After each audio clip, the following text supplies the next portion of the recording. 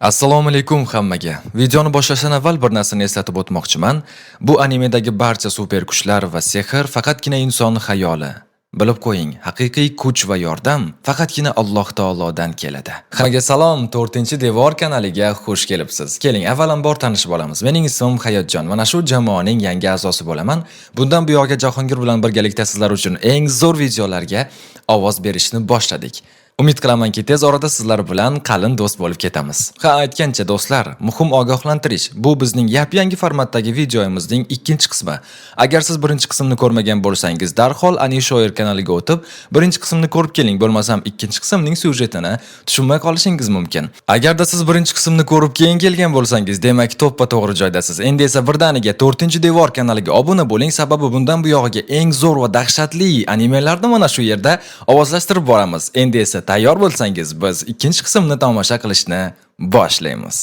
Xavier boshida bu tentak nima qilyapti? Hazillashyaptimi deb o'yladi, lekin uning jiddiy yuziga qarab, yo'q, u shunchaki Newmanni ataylab g'azablantirayotganini tushundi va bu zo'r ish berdi. Lloyd bu doston duelga bir necha usulda tayyorgarlik ko'rgandi. Birinchidan, o'sha mashhur temir belkurak, ikkinchidan u Xavierdan asosiy qilich texnikasini o'rgangan edi va bu texnika bilan u Newmanni jangda shunday qisib qo'ydiki, kibrli ritsar bu ishyoqmas bola qanday qilib bunchalik kuchli bo'lib qolganiga hayronda edi. Lloydning 3-chi va eng dahshatli tayyorlangan narsasi bor edi. Uning qazish asboblari bilan sinxronlashish qobiliyati, ya'ni uning tanasi va ruhi belkurak bilan bir butunga aylanadi, xuddi avatar kabi. Mashg'ulot paytida Xavierning unga nisbatan ijobiy taassurotlari yana bir balga oshgan edi. Baron va baronessa o'z o'g'lining rostdan ham o'zgarganini va samimiyligini birinchi marta ko'rib, ijobiy ballarni ham oshirishdi. Shu bilan u jami 97 MB to'pladi va 40 balga tezlik va qazish qobiliyatini sotib olishga muvaffaq bo'ldi. Shu payt Newman chuqur nafas oldi va rostdan ham diqqatini jamladi.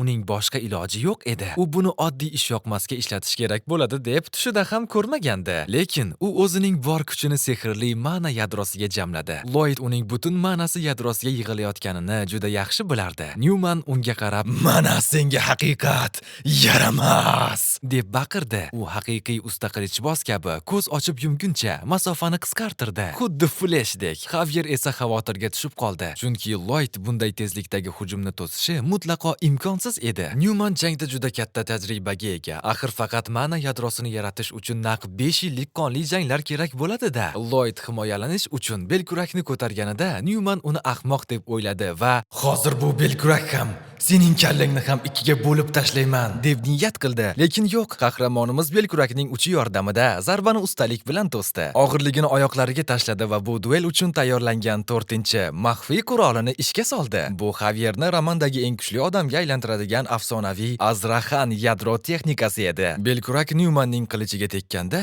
u raqibning tanasidagi manani jiz etib so'rib oldi. Newman shunchalik shokka tushib qoldiki, yuzida ochiq joy qoldirdi. Lloyd esa uning basharasiga belkurak bilan shunday tars etib urdiki, bechoraning bitta tishi chirt etib uchib ketdi. Voy bu!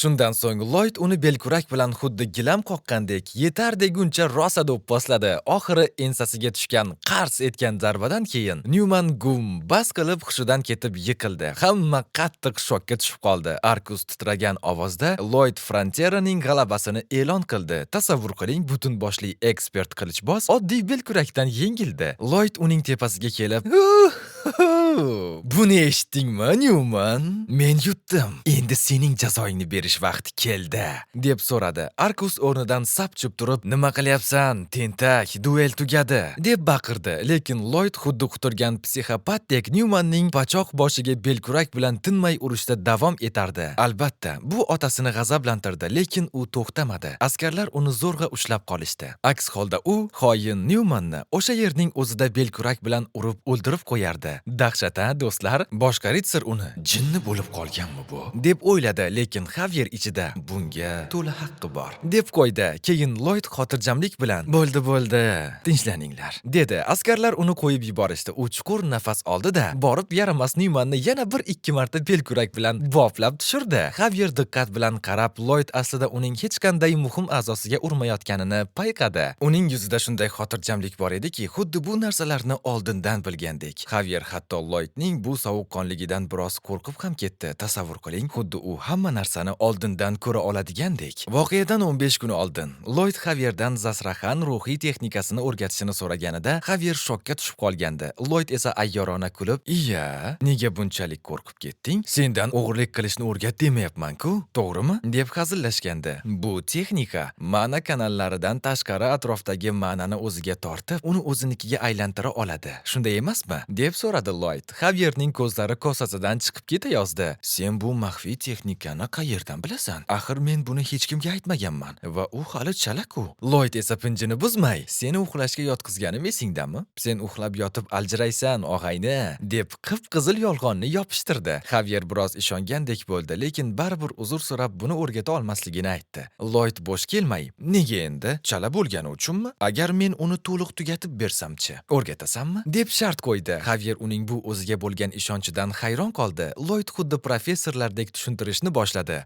Quloq sol, og'ayni. Agar sening ma'na yadring tashqi ma'nani o'z-o'zidan yutsa, oxiri dahshatli portlash bilan tugaydi. Hamma narsa havoga uchadi. Tushundingmi? Mening daho miyam bilan qaraganda, sening ma'na yadring uchun tashqi ma'na mutlaqo yot va noma'lum narsa hisoblanadi. Haqiqat shundaki, tashqi ma'na sening yadring bilan hech qachon aralashib keta olmaydi. Shuning uchun ularni alohida jamlab, atrofda aylantirib ishlatish kerak. Xuddi qurilishdagi asosiy dvigatel yonidagi yordamchi motorga o'xshab. Tushundingmi? deb tushuntirdi u. Lloyd o'zidan faxrlanib, "Nima? Bu daho fikr emasmi? Buni qanday o'ylab topdim-a?" deb maqtanib qo'ydi. Aslida u romandan o'g'irlanganini yashirib, "Shunchaki kallamga kelib qoldi-da. Ishlash kerak-ku, a?" deb ayyorgina sarg'ayib kuldi. Va bilasizmi nima? Xavier rostdan ham Lloydning bu daho maslahati tufayli Asraxan texnikasini to'liq yakunlashga muvaffaq bo'ldi. U atrofida xuddi halqalardek 4 ta, keyin 5 ta sehrli doira yaratdi. Tizim esa darrov xabar berdi. Xavierning unga nisbatan ijobiy ta'siroti naq 5 ballga oshdi. Qoyil. Lekin Lloydni bitta narsa qattiq o'ylantirardi. Buni o'rganish uchun qancha vaqt ketarkan? Unga atrofdagi dahshatli ma'na kerak emas, shunchaki o'zi ushlay oladigan ozgina ma'na bo'lsa yetarli edi. Xavier esa Lloydni shunday yashirin qobiliyati borligini ko'rib, uning Nyumanni yengishiga oldindan ishonchi komil edi va u rostdan ham g'alabaga erishdi. Shu payt baron Arkus o'g'liga qarab, "Hoziroq to'xtat bu masxarabozlikni. Ritsarlik obro'sini bunchalik to'kishingga yo'l qo'ymayman", deb baqirdi. Lloyd esa xotirjamlik bilan otasiga qarab, "Ota, avval mana bu stoldagi qog'ozlarga bir qarab qo'ying. Keyin aytingchi, bu so'zlar sizning sevimli ritsaringiz Nyumanga mos kelarmikan?" dedi. Ma'lum bo'lishicha, bu xatlar to'g'ridan-to'g'ri Nyumanga yozilgan bo'lib, unda qasrning og'ir ahvoli, baronning nimalarni yoqtirishi va yoqtirmasligi, hatto qasrning soxta hujjatlarini qanday yasash bo'yicha aniq ko'rsatmalar bor edi. Haqiqiy xoin. Tasavvur qilyapsizlarmi? Bu yaramas Nyuman qasrdagi hamma maxfiy ma'lumotlarni tashqariga, dushmanlarga sotib yotgan ekan. Nyuman shokka tushib qoldi. "Devor orasiga yashirgan xatlarimni bu ish yoqmas qayerdan topdi ekan?" deb qotib qoldi. Lloyd esa ichida, "Buni Romanda Xavier topgan edi. Men esa shunchaki mitta paddonni teshikka kiritib yubordim. Vassalom", deb ayyorona kulib qo'ydi. Albatta, baron Arkus o'zining ishongan ritsari xoin ekanini bilib, dahshatli darajada shokka tushdi. Romanda bunday xoinni darhol o'ldirishardi. Lekin Lloyd mehribon rahbar va aqlli rahbar degan tushunchalar umuman boshqa narsa ekanligini yaxshi bilardi. U otasiga qarab, "Ota, agar bu xoinni nima qilishni bilmayotgan bo'lsangiz, menda bitta zo'r taklif bor. Keling, uni oddiy qora ishchi ritsar darajasiga tushiramiz va gunohlarni yuvishi uchun noldan boshlashiga imkon beramiz", deb aytdi. Qanday ayyor reja? Buni eshitgan tomoshabinlar o'zaro g'o'ldirab, "Bu juda shafqatsizlik emasmi? Ha, to'g'ri aytasan, lekin hozirgi paytda aynan shu to'g'ri qaror", deb fikrlashni boshlashdi. Arkus o'g'lining bu qarorini eshitib, "Demak, u eng kam jazo bilan adolat o'rnatmoqchi.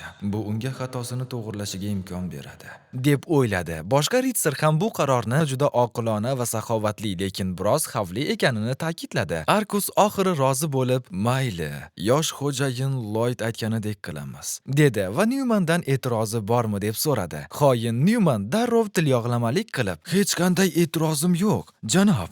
Rahim shafqatingiz uchun ming rahmat", deb ta'zim qildi. Lekin Lloyd ichida, "Rahim shafqat? Yo'q endi, og'ayni.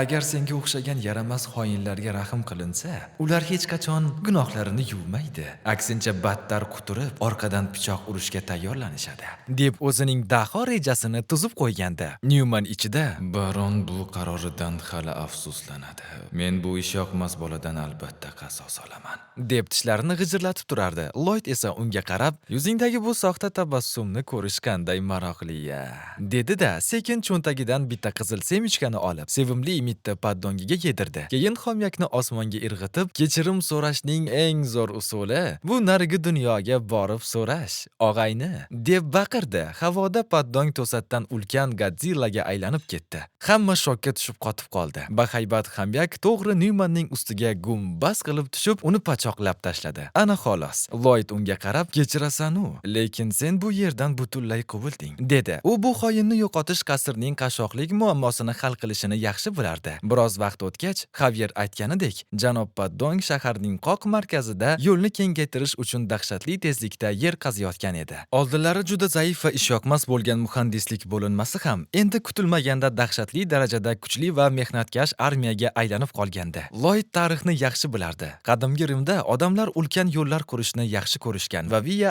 Appia degan mashhur tizimni yaratishgan. Endi Lloyd ham xuddi shunday Doston loyihasini boshlamoqchi. U baron qasridan to sharqiy qirg'oqqacha cho'ziladigan ulkan yo'l qurishni reja qildi. Lekin Xavier hayron bo'lib, "Nega aynan yo'l qurmoqchisiz?" deb so'radi. Lloyd esa ayyorgina ko'zini qisib, "Kutib tur, og'ayni. Bu yo'l orqali bizning mashhurligimiz osmonlarga uchadi. Soqqani bosamiz", deb javob berdi. Lekin Xavierning ichiga shubha oralagandi. U yosh xo'jayinga qarab jiddiy savol berdi. "Siz bularni qayerdan o'rgangansiz o'zi? Hech kim eshitmagan eshitish tizimini qurish fikri qayerdan keldi? Yana qandaydir yuqori darajali afsonaviy maxluqni ham chaqirib oldingiz. Aytingchi, siz rostdan ham o'sha biz bo'lgan Lloydmisiz?" Qani ko'ramiz, qahramonimiz bu savolga nima deb javob berarkan. Tizim to'satdan qizil chiroqlarni yoqib ogohlantirish berdi. Diqqat, Xavier sening aslida kimligingga qattiq shubha qilyapti. Lloyd ichida, "Obbo, buni kutgandim o'zi.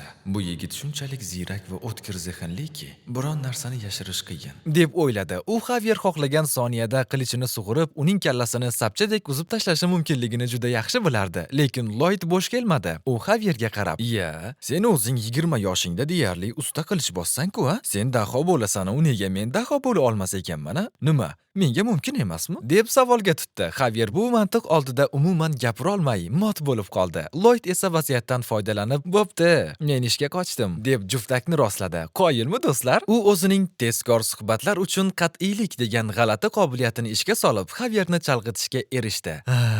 Xayriyat, qutuldim-ov, deb o'ylagan Lloyd to'g'ri boshqa Ritser Bayerning oldiga yugurib bordi va qurilishni nazorat qilishni unga topshirdi. Ayni paytda esa boshqa joyda qandaydir qimorboz firibgar tot yutqazib qo'yib, "Men u yaramaslarni baribir to'lashga majbur qilaman", deb asabiylashib o'tirardi. Uning yonidagi yollanma qora sehrgar esa xotirjamlik bilan, "Qimor shunaqa narsa-da, og'ayni. Goh yutasan, goh yutqizasan. Agar menga pulimni to'lamasang, men ketaman", dedi. Tod vahimaga tushib, "Yo'q, biz hoziroq bu yerdan qochishimiz kerak", deb baqirdi. Yollanma askar uni ko'tarib shartta derazadan pastga sakradi. Lekin syurpriz, pastda ularni Xavier jilmayib kutib turgan edi. Ana xolos. Xavier yollanma askarga qarab sovuqqonlik bilan, "Firibgarlarni menga topshirdi. O'zing bu yerdan yo'qol. Aks holda jinoyatga sherik bo'lasan", deb buyruq berdi. Xavier ichida, "Qoyil. Lloyd rostdan ham haq ekan. Ular aynan shu derazadan qochishga urinishdi-ya", deb hayratda edi. Yollanma askar esa o'zining qora sehrini ishga solib, "Hoy bolakay, sen o'zi qilishni qanday ushlashni bilasanmi?" deb masxara qildi. Lloyd romanni yoddan bilgani uchun bu voqeadan xabardor edi. Hikoyada baron vafot etgach, Xavier qasos olish yo'lida aynan shu Todning tansoqchisi bilan to'qnash kelgan. Bu Xavierning hayotidagi birinchi yovuz qora sehrgar edi. Romanda Xavier uning dahshatli gravitatsiya, ya'ni tortishish sehriga qarshi qattiq qiynalib jang qilgan. Qora sehrgar Xavierga qarab, "Endi o'lasan bolakay", deb o'zining og'ir sehrini ishlatib, uni yerga pachoqlamoqchi aytmoqchi bo'ldi, lekin kutilmagan burilish yuz berdi. Nima deysizmi? Chunki romanning asl variantida Xavierning mana yadrosi atrofida hali sehrli doiralar yo'q edi. Lekin hozir bizning daho Lloydning maslahati bilan u o'z texnikasini 100% mukammal qilib bo'lganda, shuning uchun bu dahshatli gravitatsiya sehri unga chivin chaqqanchalik ham ta'sir qilmadi. Xavier sehrni qilichi bilan shartta ikkiga bo'lib tashladi-da. Bu nima o'zi? Qandaydir arzon 5-darajali fokusmi? deb ustidan kuldi. Buni ko'rgan qora sehrgar shokka tushib, yo'q.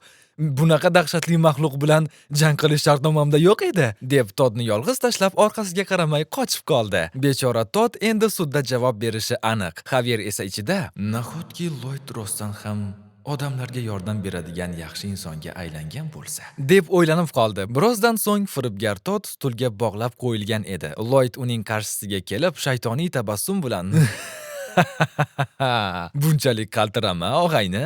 Biz shunchaki dildan suhbatlashamiz xolos, dedi. Qani ko'ramiz bu suhbat nima bilan tugar ekan. Odamlar o'z joni xavf ostida qolganida qanday ochko'z va tulkiga aylanib qolishini ko'rsangiz edi. Imkon tug'ilsa, hamma narsani ostin-ustun qilib yuborishadi. Buni Lloyd juda yaxshi biladi. Kallasini sapchadek uzib tashlasa ham to'polon qilishdan toymaydi bular. Bechora Todd qaltirab, "Janob, meni kechirasizmi?" deb yalingan edi. Lloyd ayyorgina jilmayib, bu ishni sudga oshirmasligini aytdi. Nima?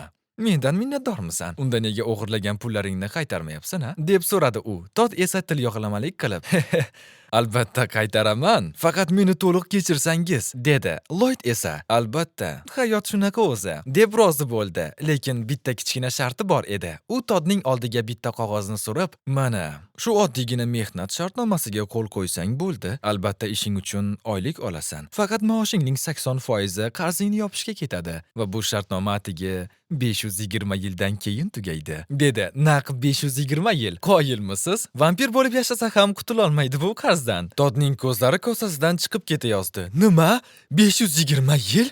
Qanaqasiga? deb baqirib yubordi. Xavier chekkada turib, "Obbo, yosh xo'jayin yana o'zining dahshatli mehribonligini ko'rsatyapti-ku", deb miyig'ida kulib qo'ydi. Lloyd esa ichida shaytondek jilmayib, "Mendan shuncha qarz bo'la turib, uni shunchaki o'ldirib yuboramanmi? Yo'q.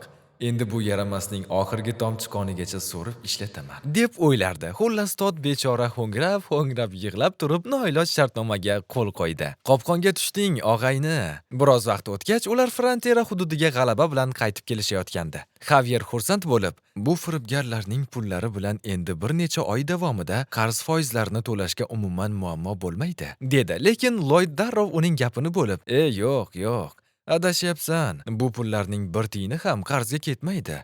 Hammasini to'g'ridan to'g'ri yangi qurilish loyihalariga, ishchilarning xarajatlariga tikamiz, deb javob berdi. Axir unda endi yetarlicha sarmoya bor. Qasrning 30 ta tekinxo'r askari esa bunday ulkan loyiha uchun dengizdan tomchi-ku. Lekin u ichida biroz xavotirga tushib, qiziq, ishga qabul qilish e'lonini osib qo'ygandik. Biror kishi keldimikan o'zi? deb o'yladi. Axir u yaqingacha butun qishloqning asabiga tegadigan haqiqiy ishyoqmas bezori edi-da. Odamlar unga hali ham ishonmasligi tabiiy. Lekin bir necha kundan keyin Frontera qasriga qaytib kelishsa, ne ko'z bilan ko'rishsinki, ishga kirish uchun odamlar xuddi yangi iPhone chiqqandek turnaqator navbatga turishardi. Lloyd shokka tushib, bu odamlar mendan nafratlanishmasmidi? deb so'radi. Xavier esa xotirjamlik bilan, "Ha, albatta nafratlanishadi. Bunga shubha yo'q", deb javob berdi. Lekin Lloyd istalgan uylarni arzon narxda qurib berish bo'yicha aniq sanani e'lon qilgani xalqning fikrini o'zgartirgandi. Endi Lloyd shunchaki bezori emas, balki so'zining ustidan chiqadigan, ishonchli va qobiliyatli, haqiqiy rahbar bo'lib o'zini ko'rsatish kerak edi.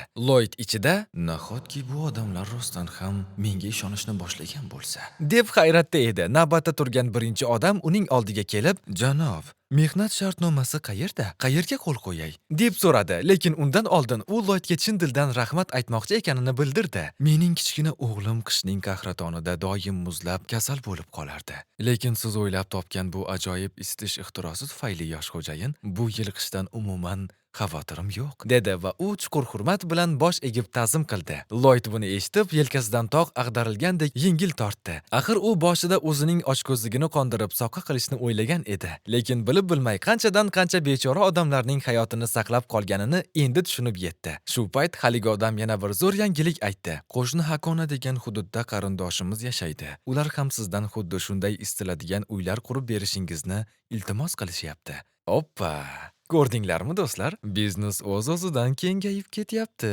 Lloyd ichida shaytonona kulib, "Mana do'stlar, katta o'yin endi boshlanyapti", deb o'yladi. U bu isitish uylarini shunchaki savob uchun qilmadi-ku. U yo'l xarajatlarini bahona qilib, narxlarni osmonga ko'tarmoqchi va boshqa hududlarning hamma pulini supurib olmoqchi edi. Xavier uning yuzidagi makorona tabassumni ko'rib, "Obbo, yana qandaydir iflos reja tuzyapti-da. Shuning uchun tog'larga to'g'ridan-to'g'ri yo'l qurganmikin, deb shubhalanib qoldi. Keyinroq ular balandlikdan manzarani kuzatib turishganda, Lloyd Xavierga qarab, "Og'ayni, ertami kechmi bu tog'lar tap-tariq bo'lib qoladi. Chunki isitish uylari dahshatli darajada ko'p o'tin talab qiladi", dedi. Shuning uchun ham Lloyd o'sha mashhur Via Appia yo'li qurilishini bekor qilayotganini e'lon qildi. Uning asl rejasi shunday edi. Yo'lning oxirida ular qimmatbaho tosh ko'mir qazib olishadi va uni otning kallasidek narxda pullashadi. Isitish uylari xalq orasida shunchalik mashhur bo'lib ketadiki, boshqa hududlar ham bunga chiday olmaydi va ular bu texnologiyani hammaga eksport qilib soqqani bosishadi. Albatta o'zlarining frontiera xalqiga dahshat chegirma bo'ladi, lekin begonalarga qip-qizil qimmat. Lloyd Xavierga qarab, "Nima adolatsizlik qilyapman deb o'ylaysanmi?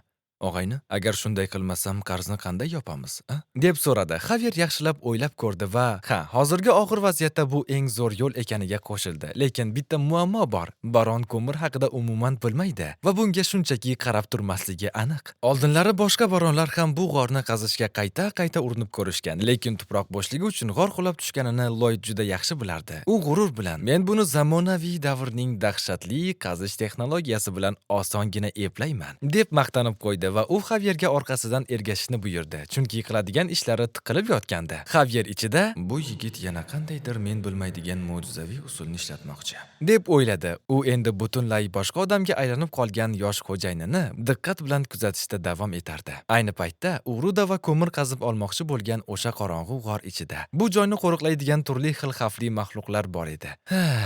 Qaniydi osmondan tayyor lyuks kvartira tushiradigan qobiliyatim bo'lsa-yu, shu qora mehnatdan qutulsam, deb orzu qilardi. Lekin afsuski, unda hali bunaqa zo'r narsa yo'q edi. U o'zining boshlang'ich dizayn qobiliyati bilan chizmalar chizib o'tirardi, lekin u dahshatli darajada ko'p vaqt olyapti. Tizim esa ustidan kulgandek, Agar yoqmayotgan bo'lsa, qobiliyatni o'chirib qo'yaman. O'zing qo'lda chizaver. deb asabiga tegdi. Lloyd darrov jim bo'lib ishini davom ettirdi. Newman bilan bo'lgan Doston jangdan keyin Branessa, Xavier Bayern va boshqalarning unga nisbatan ijobiy taassurotlari oshgani hisobiga u naq 639 MB ishlab olgandi. Shuning uchun u ballarni qobiliyatini kuchaytirishga sarmoya qildi. Asosiy dizayn va o'lchov qobiliyatlari endi o'rta darajaga ko'tarildi. Keyinroq u g'or og'ziga o'zining yangi o'rta o'lchov qobiliyatini ishlatib ko'rdi. U tunnelni biroz oldinroq ko'rib, ichkarida qurilish qilish qanday bo'lishini hisob-kitob qilardi. Lekin afsuski, u ko'pi bilan 5 metr oldinni ko'ra olardi xolos. Bo'lmadi-da, deb nolib qo'ydi u. Lekin bu baribir xavfsiz qazish yo'lini topishga yordam berardi-da. Asosiy muammo shundaki, unda zamonaviy qazish mashinalari yo'q. Buni qanday qilib qazib oladi? Bechora poddon yo'l qazilishi loyihasida tinmay ishlab charchoqlardan kasal bo'lib qolgandi. U tuzalgan taqdirda ham g'or ichida uni ishlatish o'ta xavfli edi, chunki u bahaybat bo'lib ketib, butun g'orni qulatib yuborishi mumkin. Shuning uchun Lloydning boshqa iloji qolmadi. U yana bitta afsonaviy maxluqni lotereyadan yutib olishi kerak. Keyingi aylantirish esa 79 MB turadi. Unda esa 119 ball bor. U yana o'sha g'alati sehrli doirani chaqirdi. Doiradan xuddi eski Jigulining motoridek tir-tir-tir etgan yoqimsiz ovoz chiqib, bu safar boshida mitti bantikchasi bor kichkina iloncha paydo bo'ldi. Uning ismi Abel edi. Lloyd hayron bo'lib, "Menga ilonning nima keragi bor?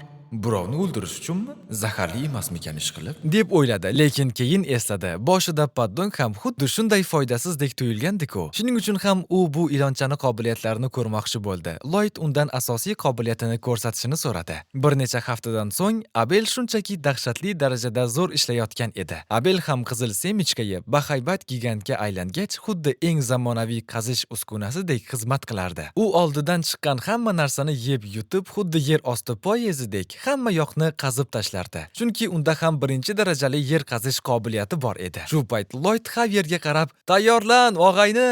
deb baqirdi. Abel tuproqni hazm qilib, orqasidan toza po'lat chiqarib tashlardi. Rejaning 3-qadami bo'lgan Xavier esa bu po'latni temirchilar uchun mukammal shaklda kesib berardi. Bu esa 4-qadam edi. Qoyilmisiz? Haqiqiy zavod-ku bu. Ular g'or qulab tushmasligi uchun kichkina, mustahkam tirgaklar va karkaslar qurishayotgan edi. Rejaning 5-qadami esa Xavyerning aqli joyidami yoki yo'qmi, shuni tekshirish edi. Axir qaysi sog'lom ritser bahaybat ilonning orqasidan chiqayotgan po'lat axlatni qilich bilan kesib o'tiradi, a? Xayriyatki, Xavyerning asablari joyida ekan. 5-qadam muvaffaqiyatli yakunlandi. 6-qadam. Yana oldinga yurish va rejani boshidan takrorlash. Lloyd dahshatli darajada charchagan. Yer ostida kislorod yetishmasligidan boshi aylanib, ko'zlari tinib ketayotgandi. Agar ular tepadan maxsus havo turbasini tortib tushirishmaganda, allaqachon hammalari hushidan ketib qolishardi. Buning ustiga g'or ichida shunday dahshatli issiq ediki, xuddi saunaning o'zginasi. Lekin Xavyer Lloydga qarab sovuqqonlik bilan: "Chidang, yosh xo'jayin.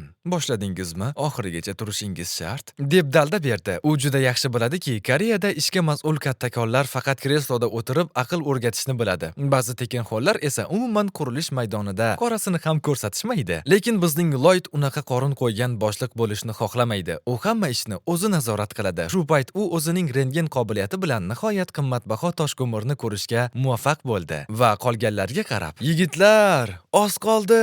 Chidaymiz. Soqqaga oz qoldi", deb baqirdi. U mitti iloncha Belga qarab chin dildan rahmat aytdi. Axir u bo'lmaganida bu ish naq 10 yilga cho'zilardi-da. Lloyd hammaga bu o'ta xavfli vazifa ekanini, shuning uchun umuman hushyorlikni yo'qotmaslik kerakligini uqtirdi. Lekin to'satdan gurs, qalqonga nimadir urilgandek dahshatli shovqin eshitildi. Lloyd hayron bo'lib: "Iye, bu yerdagi tuproq toshdek qattiq edi-ku. Qulamasligi kerak edi. Nima balo bo'lyapti o'zi?" deb xavotirga tushdi. U darrov yana o'zining yer osti skanerini yoqdi va qarasaki, oldin u yerda umuman bo'lmagan g'alati bir teshik paydo bo'libdi. Bir soniyadan keyin teshik dahshatli tarzda yorilib ketdi va ichidan bahaybat mutant chumoli to'g'ri Lloydning yuziga qarab sakradi. Xavyer chaqmoqdek tezlikda uning jag'larini qilichi bilan kesib tashladi. Xo'jayinini qutqarib qoldi. Lloyd esa o'zining mashhur belkuragi bilan chumolining kallasini pachoqlab tashladi. Lloyd shokka tushib: "Nimalar bo'lyapti? Romanda bunaqa narsa umuman yozilmagan edi-ku. Avtor qovun tushirganmi?" deb o'yladi. Lekin eng yomoni, bu bitta adashib qolgan chumoli emas, balki butun boshli dahshatli koloniya ekan. Hammasi yopirilib kela boshladi. Lloyd darhol hamma ishchilarni tashqariga chiqishga buyruq berdi. Xavyer esa Terminatordek ularni to'xtatib qolish uchun yolg'iz o'zi qoldi va qilichi bilan chumolilarni qiyma-qiyma qila boshladi. Lekin Lloyd ularning soni qanchaligini bilmasdi. 200 tami yoki 1000 tami. Agar bu yirtqichlar qasrga yetib borsa, hammamiz aniq go'sht bo'lamiz. G'or ichida kislorod tugab boryapti. Xavyer ham temirdan emas-ku. U dahshatli darajada charchab, hammasini to'xtatib qolishga kuchi yetmay qolayotgandi. Eng qizig'i, ular qurgan mustahkam karkas shunchalik zo'r ediki, ularni ataylab qulataman desangiz ham qulamasdi. Ana xolos. O'zimizga o'zimiz qopqon yasadik. Endi chumolilarni to'sib bo'lmaydi. Xavyer xavotir bilan yaqinlashganda, Lloyd unga qarab: "Vahima qilma, og'ayni. Men daho reja o'ylayapman", dedi. Keyin Lloyd devordagi mash'alalardan birini yulib oldi-da: "Biz orqaga chekinmaymiz. To'g'ridan to'g'ri chumolilarning iniga bostirib kiramiz. Olg'a!" deb buyruq berdi. Xavyer ichida: "Bu tentak yana nima balo o'ylab topdi? O'z oyog'imiz bilan o'limga boramizmi?" deb o'yladi. Lekin baribir uning qandaydir daho sababi borligiga ishondi. Ular birgalikda yirtqich mutant chumolilar daryosini yorib o'tish uchun oldinga tashlanishdi. Tashqarida esa askarlardan biri vahima qilib: "Hamma ishchilar qutqarildi, lekin janob Xavyer va yosh xo'jayin ichkarida qolib ketdi", deb xabar berdi. Tashqarida Bayern konni butunlay yopib tashlashga tayyorgarlik ko'rayotgandi. Buni eshitgan Baron Arkus darrov o'zining jangovar zirhini kiydi-da: "Mening o'g'lim u yerda. Hoziroq o'sha yerga boramiz", deb otlandi. G'orning ichida esa Xavyer yana bitta bahaybat chumolini ikkiga bo'lib tashlab, Lloyddan: "Yana qancha ichkariga kiramiz o'zi?" deb baqirib so'radi. Lloyd qo'lidagi mash'alani xuddi jinnilardek silkitib chumolilarni haydarkan: "Ko'rmayapsanmi? Hozir senga javob berishga ozgina bandman", deb baqirdi. U ichida: "Chumolilar inidan chiqib kelayotgani yaxshi, lekin kislorod tugab boryapti", deb xavotirlanardi. Aslida bizning daho Lloyd yanada chuqurroq kirib, metan gazi manbasini qidirayotgan edi. Chunki ko'mir konlarida metanogenlar yashaydi va mineral tomirlar orasida dahshatli metan gazi yig'ilib qoladi. Agar u o'sha gazni topsa, bum, kabum, bitta uchqun bilan butun boshli chumolilar armiyasini bir soniyada barbekyu qilib portlatib yuborishi mumkin edi. Qani ko'ramiz, bu telba reja o'xsharmikan? Lloyd o'zining rentgen qobiliyati bilan yana bir bor qarab, nihoyat o'sha dahshatli metan gazi qatlamini topdi. U belkuragini yerga shunday sanchib qaziy boshladiki, xuddi butun hayoti shunga unga bog'liqdek. Xavier esa bu paytda bitta chumolining kallasini ikkiga bo'lib tashladi. Ikkalasi ham jon holatda ter to'kib ishlayotganda to'satdan quloqni kar qiladigan dahshatli va o'tkir chiyillagan ovoz eshitildi. Oppa! Mana senga kutilmagan mehmon. Bu bahaybat qirolicha chumolining o'kirishi edi. U shunchalik ulkan ediki, naq 100 ta oddiy chumolini qo'shsangiz ham uning oldida mitti bo'lib qolardi. Boshqa hamma chumolilar uni ko'rishi bilan qo'rquvdan boshlarini yerga egishdi. Lloyd asabiylashib, buni ushlab turish biroz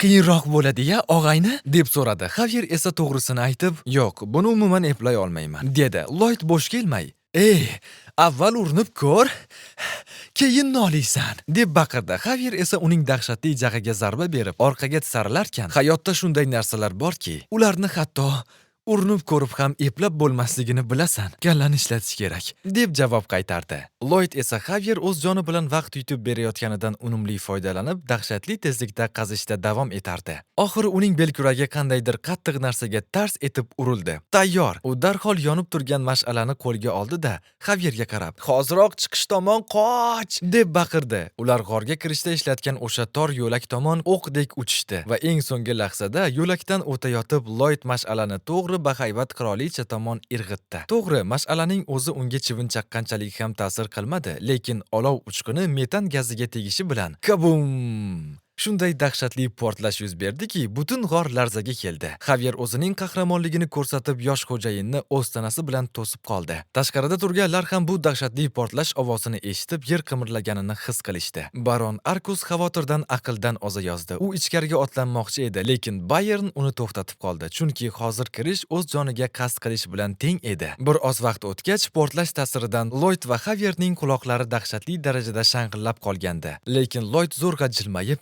"Xayriyat, rejamiz 100% ish berdi", deb g'uldiradi. Xavier esa uni o'z tanasi bilan himoya qilgani uchun qattiq zarba yeb hushidan ketib yiqilgandi. Mitti iloncha Bel ham hushidan ketib yotardi. Bechoragina. Lekin Lloyd atrofga qarab eng yomon narsani payqab qoldi. Portlash oqibatida g'orning kirish qismi butunlay qulab, chiqish yo'lini to'sib qo'ygan edi. Tizim darrov qizil chiroqlarni yoqib, kislorod tugab borayotgani va o'lim xavfi borligini xabar berdi. Lloyd bu narsani sodir bo'lishini oldindan sezgandi. Shuning uchun ham endi yorug'lik tezligida qazishi kerak edi. U tinmay qaziyotgan bir paytda g'ordagi havo shiddat bilan tugab borardi. Xavier kislorod yetishmasligidan bo'g'ilib hushini yo'qotishdan oldingi so'nggi lahzalarda Lloydning jon holatda tinmay qaziyotganini ko'rib qoldi. Tizim hatto Lloydning bu dahshatli yashashga bo'lgan intilishiga qoyil qoldi va Xavierning unga nisbatan ijobiy ta'siroti yana 6 ballga oshganini xabar qildi. Shu tariqa u osongina 108 MB ishlab oldi, lekin kislorod shafqatsizlarcha tugab borardi. Lloyd ichida bo'ldi.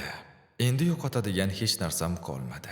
Tavakkal qilamiz, deb o'yladi va tizimdan zudlik bilan qobiliyatlarni rivojlantirishini talab qildi. Tizim yana bir bor uning miyasidagi bor bilimlarni rentgen qilib tahlil qildi va xushxabar aytdi. Agar u atrofdagi ma'nani yutish, ma'nani boshqarish va yutilgan ma'nani oshirib qobiliyatini xuddi o'yinlardagidek bir-biriga qo'shsa, afsonaviy Astraxan yadro texnikasini to'liq egallashi mumkin ekan. Lloyd Newman bilan bo'lgan duelidan keyin ham aynan mana shu o'lim yoqasidagi lahza uchun tinmay yashirincha mashq qilib kelgandi. U ikkilanmasdan 15 MB sarfladi va 5-darajali Astraxan yadro texnikasini sotib oldi. Va qaranglar nima bo'ldi. U o'zining birinchi sehrli doirasini shakllantirib, tanasidagi ma'nani naq 120% ga oshirib yubordi. To'g'ri, bu uning to'liq qutulib ketishini kafolatlamasdi, lekin xavotirga o'rin yo'q, chunki bizning dahoda sarflash uchun hali yana ancha-muncha ballar bor edi. Lloyd bor yo'g'ini shunga tikdi, tavakkal qildi. U Astraxan yadrosi darajalarini tobora oshirib, naq 10-darajaga yetib bordi. Qobiliyat rivojlanishi uchun u birdaniga ikkita sehrli doiraga ega bo'ldi. Endi unda ikkilangan Astraxan yadrosi bor edi va bu uning ma'nosini naq 200% ga oshirib yubordi.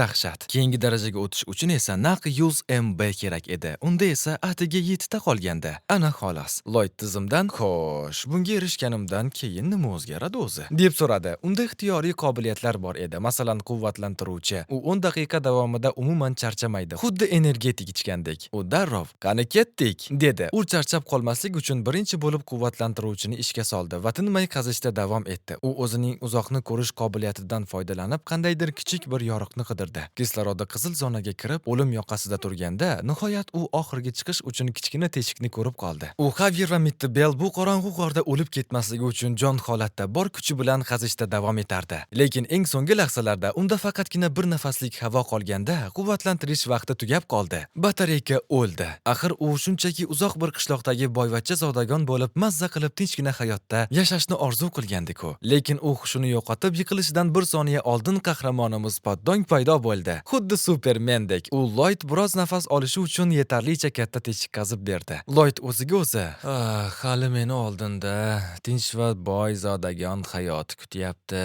Taslim bo'lmayman, deb dalda berardi. Ancha vaqt o'tgach, baron Arkus nihoyat g'or ichiga kirib keldi. Ular o'g'lini topish umidida tobora uzoqroqqa borishardi. Lloyd esa Xavierni yelkasiga ortib olgancha charchoqdan hushidan ketish arafasida turardi. Bu dahshatli ekstremal vaziyat va Lloydning qahramonona harakatlari evaziga tizim unga yana bir yangi qobiliyat, kuch rejimini sovg'a qildi. Endi u butunlay holdan toygan bo'lsa ham, Asura yadro texnikasini bemalol ishlata olardi. Arkus yiqilayotgan o'g'lining oldiga yugurib borib, uni so'nggi lahzalarda ushlab qoldi. Kino, xuddi kinodagidek. Nihoyat u xavfsiz joyda edi. Ertasi kuni ertalab butun qishloq faqat yosh xo'jayin Lloyd nima qahramonlik qilgani haqida gapirardi. Odamlarning u haqidagi fikrlari 180 gradusga o'zgarib ketgandi. Ular, u endi oldingiz yoqmas, yaramas bola emas. Ha, to'g'ri. Biz bo'lgan Lloyd butunlay farq qiladi. Shunday, men ham kuzatdim. To'g'ri aytasiz, ha, albatta, deyishardi. Ancha vaqt o'tgach, Lloyd nihoyat o'zining issiqqina xonasida ko'zini ochdi. Tizim esa unga birdaniga naq 500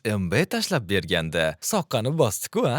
Lloyd hali ham o'zini zaif his qilardi, lekin bu rostdan ham dahshatli omad ekanini tushunib turardi. Ozgina o'ziga kelib davolangach, u darrov yana ishga otlandi. Haqiqiy mehnatkashda bu bola og'aynilar u konga yetib kelganida barcha ishchilar uni ko'rib hayratda qolishdi va xuddi qirolga qaragandek hurmat bilan ta'zim qilib, yosh xo'jayinga salom berishdi. Ular o'zlarining oddiy hayotlari uchun jonini xavfga qo'yib kurashgan bu insondan dahshatli darajada minnatdor edilar. U boshqa kibrli zodagonlarga umuman o'xshamasdi. Lekin Lloydning o'zi bu qorong'u joyda o'zini yanada noqulay his qilib, klaustrofobiyasi qo'zayotganini o'ylardi. O'sha yirtqich mutant chumolilar voqeasidan beri ro'ppa rosa 2 hafta o'tgan edi. Ko'mir konidagi ishlar hozircha juda zo'r, silliq ketayotgan edi. Hech qanday muammolar yo'q. Lekin u endi kichkina, arzimas xavf omilini ham oldindan aniqlashi va yana qandaydir falokat sodir bo'lishining 100% oldini olishi shart edi. Lloyd va Xavier yana o'sha dahshatli mutant chumolilar tunneli tomon yo'l olishdi. Yo'lda ketisharkan, Xavier hayron bo'lib, nega bunchalik xavfli ishlarni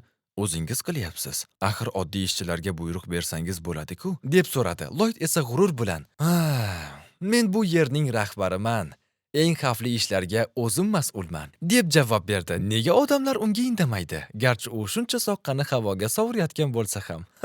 Xavier ichida, bu yaxshilikkami yoki yomonlikka? Bilmadim-o, deb o'ylanib qoldi. Ular boshi berk ko'chaga kirib qolishdi, lekin bizning daho Lloyd taslim bo'ladimi? Yo'q. U o'zining rentgen qobiliyatini ishga solib chuqurroqqa qaradi. Yana biroz qazigach, u nimalarni ko'rdi deng? Qandaydir o'rgimchak to'riga o'xshash in ichida boshqa hayvonlar bilan birga qamalib yotgan haqiqiy orkni topib oldi. Xavier darrov qilichini ushlab, buni o'zim hal qilaman. Juda xavfli ko'rinyapti, dedi. Lloyd esa qiziqib, shoshma, bu o'zi qanaqa maxluq? deb so'radi. Xavier sovuqqonlik bilan, ko'rinib turibdi-ku.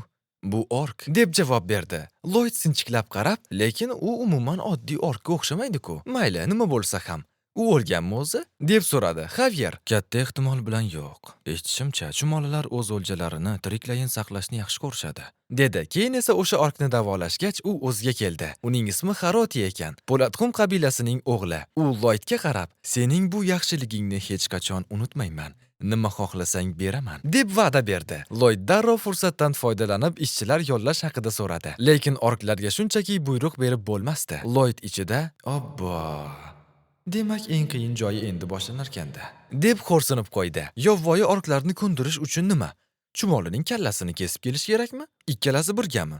Xaroti esa dovdirab, eslay olmayman, deb javob berdi. Lloyd unga achinib, bechora, shuncha vaqt falaj bo'lib yotib, xotirasini ham yo'qotib qo'yibdi-da. Bu rostdan ham hayratlanarli manzara edi. Ular chumolilar tunneliga kirishganda, bu yosh ork shunchalik dahshatli kuchga ega ediki, aynan Harotining yordami bilan o'sha mutant chumolilarni ovlash ancha osonlashdi. Ular birgalikda maxluqlarni yer tishlatishdi. Keyin Lloyd maqsadga o'tib, "Xo'sh, menga 120 ta ishchi kerak. Nima deysan?" deb so'radi. Haroti g'urur bilan, "Xavotir olmang, janob, ularni o'zim yig'ib beraman", deb va'da berdi. Oradan roppa-rosa bir hafta o'tgach, Lloyd Po'latqum qabilasining qishlog'iga yetib keldi. Lekin qabila sardori unga qarab, "Yo'q, xaloskorimiz Lloyd, biz sizga bu yordamni bera olmaymiz", deb kutilmaganda atkaz berib yubordi. Ana xolos. Shuncha uzoq yo'l bosib kelgan Lloyd shokka tushib, "Iye, nega birdan fikringizdan qaytib qoldingiz?" deb hayron bo'ldi. U Po'latqum qabilasining buyuk sardori Akushiga hurmat bilan ta'zim qilib, buning sababini so'radi. Akushi esa jiddiy ohangda, "Bunga bizning qurbimiz yetmaydi.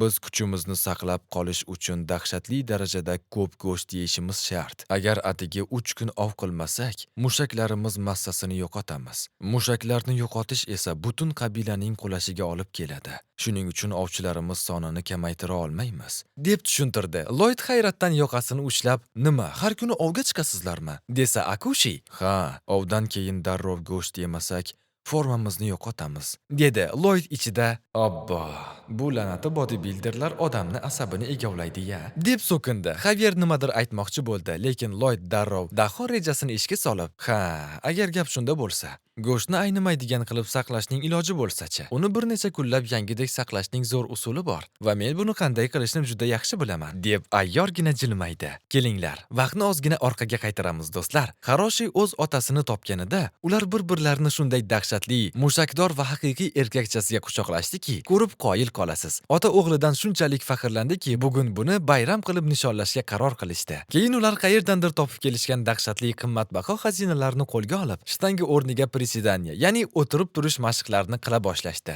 Lloyd shokka tushib, "Iye, bularga shuncha qimmatbaho narsalar qayerdan keldi? Xuddi birovni tunab kelishgandek-ku", deb hayron qoldi. Ulardan biri hatto butun boshli armiya qurol-yarog'idan ham qimmatroq turadigan ulkan tilla shamdonni ko'tarib mashq qilardi. Shuning uchun bizning daho Lloyd darrov qabila sardoriga ham tekin ishchi kuchi, ham mana shu xazinalarni o'zlashtirish uchun shartnoma taklif qildi. Xavier hayron bo'lib, "Siz ularga toshdan yasalgan sovuq omborxona qurib berishga va'da berdingiz. Evaziga esa xazinalarni olamiz. Lekin toshga aralashtirish uchun qandaydir maxsus narsa kerak emasmi? O'zi toshli sovuq omborxona degani nima balo? Men bunaqasini umuman eshitmagan ekanman", deb so'radi. Lloyd unga qarab, "Og'ayni, qirollik oilasida dahshatli sehrgarlar ovqatni muz sehri bilan xuddi xolodilnikdagidek saqlashni bilasana? Sovuq omborxona ham xuddi shunday ishlaydigan joy. Faqat unga hech qanaqa sehrning keragi yo'q", deb tushuntirdi. Xavier shubha bilan, "Siz bunaqa g'alati narsalarni qayerdan o'rgangansiz o'zi?" deb so'radi. Lloyd esa ayyorgina ko'zini qisib, buni bitta kichkina qushcha qulog'imga shivirlab ketdi. Tushundingmi? Ortiqcha savol berma. Baribir tushuntirib o'tirmayman", deb qutulib qoldi. Bu omborni qurish uchun ularga granit deb ataladigan o'ta qattiq maxsus tosh kerak edi. Lekin bu yerda uning zo'r o'rinbosari bor. Axir bizning yonimizda tayyor tirik dinamit bor-ku", deb kuldi Lloyd. Xavier ichida, "Obbo, demak u yana o'sha bechora maxluqni ishlatmoqchi ekanda", deb o'yladi. Shu payt Lloydning yodiga Qon va temir ritsari romanidagi eng katta epizodlardan biri tushib qoldi. Dahshatli, sehrli to'siq ichida butunlay qamalib qolgan Namaro shahri. Qani ko'ramiz, bizning qahramon bu safar qanday karomat ko'rsatarkan. Tasavvur qiling, o'sha dahshatli to'siq ichida Xavier qutqarishi shart bo'lgan minglab bechora qochqinlar qamalib qolgandi. Hikoyaning aynan shu nuqtasida bizning Xavier allaqachon afsonaviy usta qilichbozga aylangan va yuragida naq 4 mana yadrosi urib turardi. Lekin qochqinlarning vaqti shiddat bilan tugab borayotgandi. Xavier ularni qutqarish uchun o'z jonini garovga qo'ydi va o'zi ham bilmagan holda mutlaqo yangi, halokatli bir qobiliyatni yaratib yubordi. U o'zining mana yuragini xuddi yadro kabi yo'naltirib, ularning hammasini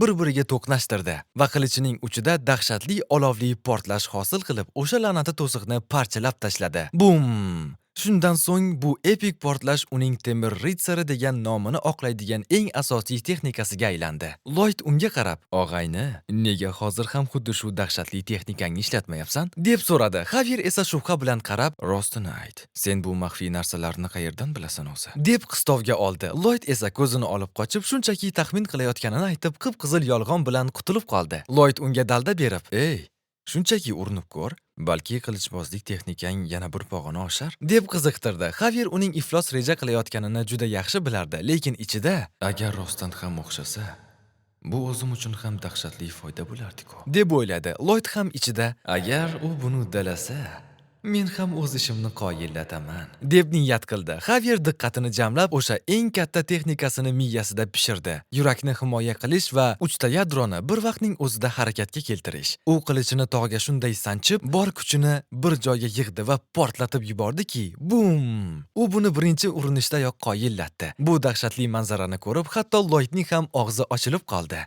Qoyil. Biroq portlash shunchalik kuchli ediki, tun tarqalgach Xavierning kiyimlaridan asar ham qolmagandi. Sochlari esa xuddi tok urgan tovuqnikidek to'zib ketgandi. Ana xolos, haqiqiy uysiz daydiga o'xshab qoldi-ku. Xavier shokka tushib, "Sen buni oldindan bilarmiding?" deb so'radi. Xavier ust-boshini qoqib, "Mayli, nima bo'lsa ham. Sening daho g'oyang ish berdi. Endi navbat senga, to'g'rimi?" dedi. Shu payt tizim jiring etib xabar berdi. Xavier ich-ichidan minnatdor bo'lib, uning ijobiy taassuroti yana 3 ballga oshdi va Lloyd osongina 54 MB to'plab oldi. Soqqani bosyapti bola. Xavier xo'rsinib, "Yosh xo'jayin, o'zingiz bilasiz, men oliyjanob ritsarman. Qilichim sizni dushmanlardan himoya qilish uchun xizmat qilishi kerak edi. Lekin hozir men undan qandaydir qurilish mardikori kabi foydalanyapman", deb nolib qo'ydi. Lloyd esa ayyorgina tirjayib, arzimaydi. Menga rahmat aytishing shart emas", dedi. Xavier asabiylashib, "Men senga zarracha ham rahmat aytayotganim yo'q", deb baqirdi. Shundan so'ng o'sha qattiq granit toshlari bilan katta qurilish shiddat bilan boshlanib ketdi. Bahaybat paddong og'ir granitlarni xuddi o'yinchoqdek tashiydi. Kachok orklar esa nafaqat og'ir ishlarni bajonidil qilishar, balki odamlarga qanday qilib to'g'ri kachalka qilishni, mushak o'stirishni ham o'rgatishardi. Haqiqiy fitness zal bo'ldi-ku bu yer. Lloyd ichida, "Qaranglar do'stlar, agar shu dahshatli tezlikda ishlasak, hamma narsa biz o'ylagandan ham ancha tezroq tugaydi-ku", deb xursand bo'ldi. Endi ularga faqatgina muz va maxsus issiqlik izolyatsiyasi materiallari kerak bo'ladi xolos. Lekin Lloyd Xavierga qarab, "Og'ayni, biz izolyatsiya materiallariga buyurtma berib yuborgan edik. Yana 5 ta odamimiz bor edi. Ularning vaqti biroz o'tib ketmayaptimi?" deb so'radi. Xavier sovuqqonlik bilan, "Robba rosa 3 hafta bo'ldi, janob", deb javob berdi. Lloyd o'ylanib qoldi. Ikki variant bor. Yo anavi tekinxo'r askarlar dangasalik qilib yotibdi, yoki yo'lda qandaydir falokatga uchrashgan. "Men o'zim borib tekshirib kelaman." Lloyd o'rnidan sapchib turganida Xavier uni to'xtatib, "Agar bu shunchaki tekshiruv missiyasi bo'lsa, men o'zim yolg'iz borib kelaman. U yerda qanday dahshatli hodisa yuz berganini hech kim bilmaydi. Shuncha uzoq masofaga yolg'iz borishingiz o'ta xavfli", deb ogohlantirdi. Lekin Lloyd unga qat'iy qarab, "Bu katta qurilishga men mas'ulman va unda qatnashayotgan har bir ishchimning hayoti shaxsan mening zimmamda", deb turib oldi.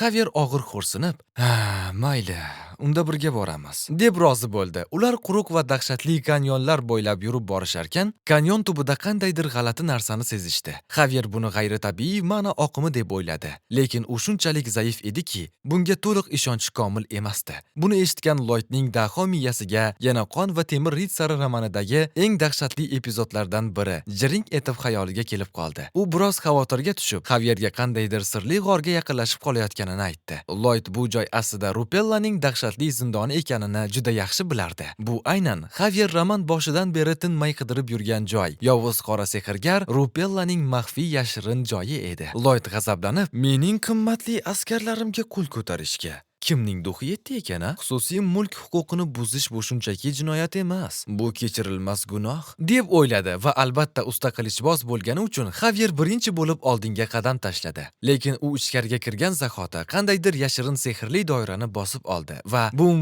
kabum bo'lib portlab ketishiga bir baxiya qoldi. Xayriyatki, bizning chaqqon Lloyd uni ayni vaqtda ortga tortib oldi. Aks holda bu dahshatli sehrli tuzoq uni kulini ko'kka sovurardi. Lloyd unga qarab, "Bor hurmatim bilan so'rayman. Sen o'zi rostdan ham usta qilichbozmisan?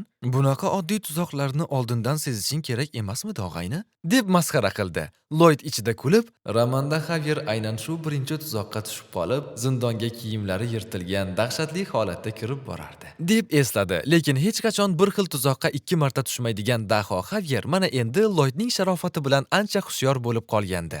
Lloyd Xavierga qarab, "Og'ayni, bu yerda ma'no oqimi joyida deganmiding? Qani, O'sha dahshatli texnikalaringdan birini ishga solchi, deb buyruq berdi. Xavier diqqatini jamlab, atrofdagi ma'nani xuddi havodagi mayda chang zarralaridek his qila boshladi. Shu orqali u zindondagi boshqa yashirin sehrli tuzoqlarni xuddi radardek aniqlab, eng xavfsiz yo'lni topib oldi. Oldinda yo'l boshlab borarkan, Xavier ichida qattiq o'yga toldi. Bu Lloyd doim qip-qizil yolg'on gapirardi. O'z aytganida turib olardi. Lekin hozir u butunlay boshqa odam. Bu ish yoqmas Lloyd Frontieraga nima jin urdi o'zi? U xuddi keyin nima bo'lishini oldindan biladigan bashoratchilardek harakat qilardi. Go'yo butun ssenariyni yodlab olgandek. Buning ustiga Xavier unda hech qanday maxsus sirli energiya ham sezmayotgan edi. Mayli, shoshilmaymiz. Vaqt kelganda bu yigitni yaxshilab tahlil qilib olaman.